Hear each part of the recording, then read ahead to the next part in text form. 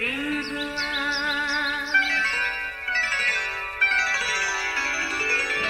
نیا پھر دن ہوا، پرانی رات کا کرے سو شکر ہم خدا کی ذات کا، خدا کی ذات کا نیا پھر دن ہوا۔ آج کی آیت۔ اور خداوند نے موسیٰ سے کہا کہ یہ تیرے ہاتھ میں کیا ہے؟ اس نے کہا لاٹھی۔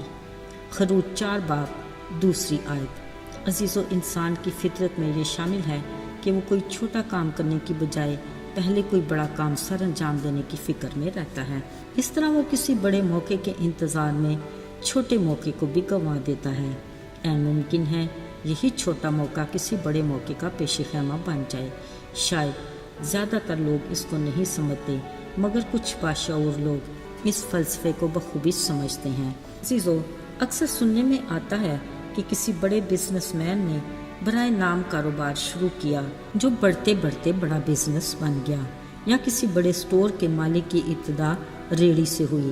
اس طرح کے بہت سے تجربات اور مشاہدات ہمارے معاشرے میں دیکھنے اور سننے کو ملتے ہیں جو حقیقت کے قریب ہیں۔ بلا شبہ قدرت کے کاموں کو کون جان سکا یا قادر مطلق کی حکمت کو کون سمجھ سکا، مگر اس میں شک کی گنجائش نہیں۔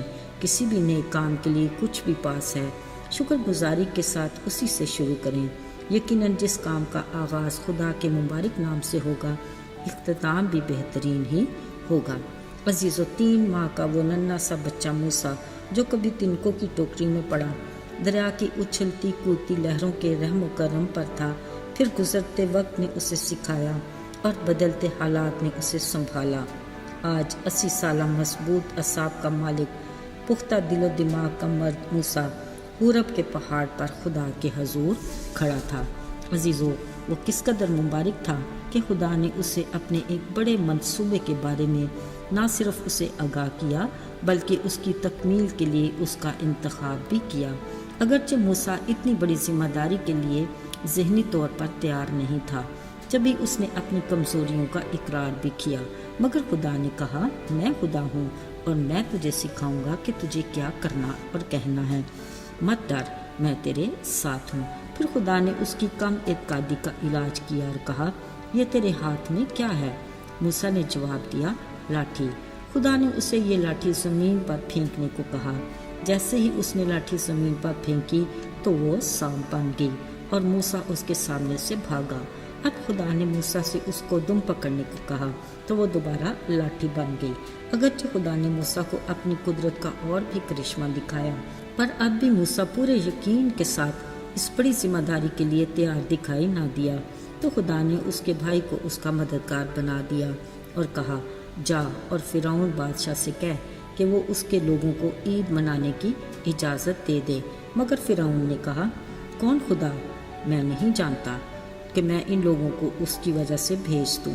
ہاں عزیزو، اس نے سچ کہا، کیونکہ وہ تو آج تک نہ خدا کی قدرت کے کام کو دیکھ سکا اور نہ اس کی عظمت کو سمجھ سکا۔ یقیناً یہ خدا کا ٹھہرایا ہوا وقت تھا۔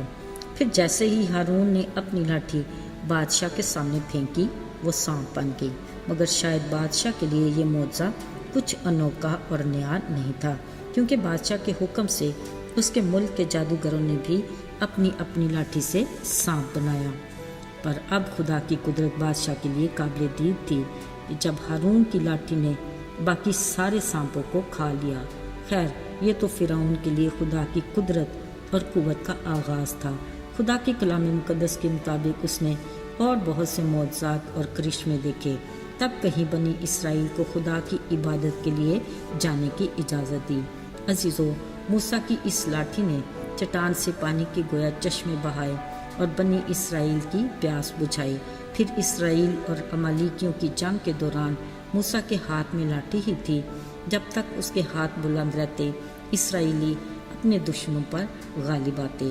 بالآخر کچھ مددگاروں کی مدد سے لاٹھی سمیت اپنے بلند کیے بازوں کی بدولت اسرائیل کو بڑی فتح نصیب ہوئی۔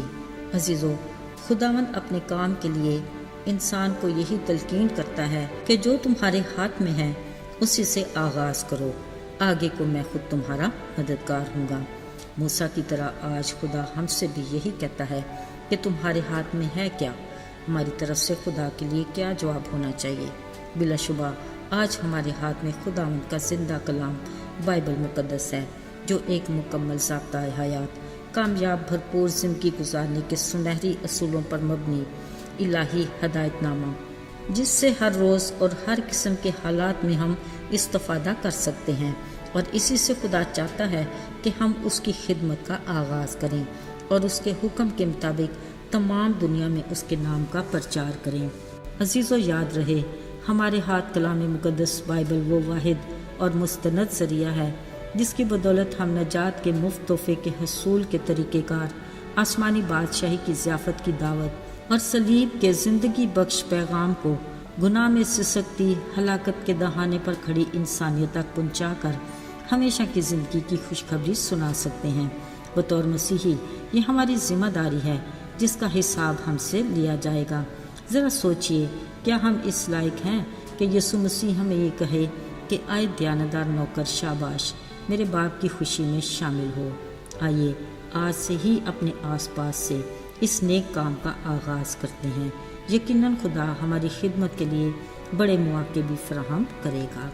آئیے دعا کریں۔ آئے ہمارے آسمانی باپ، تو جو آسمانوں اور زمینوں کا خالق اور مالک ہے، زمانوں اور وقتوں پر اختیار رکھتا ہے، ہم نہایت عاجزی سے تیرے حضور میں آتے ہیں۔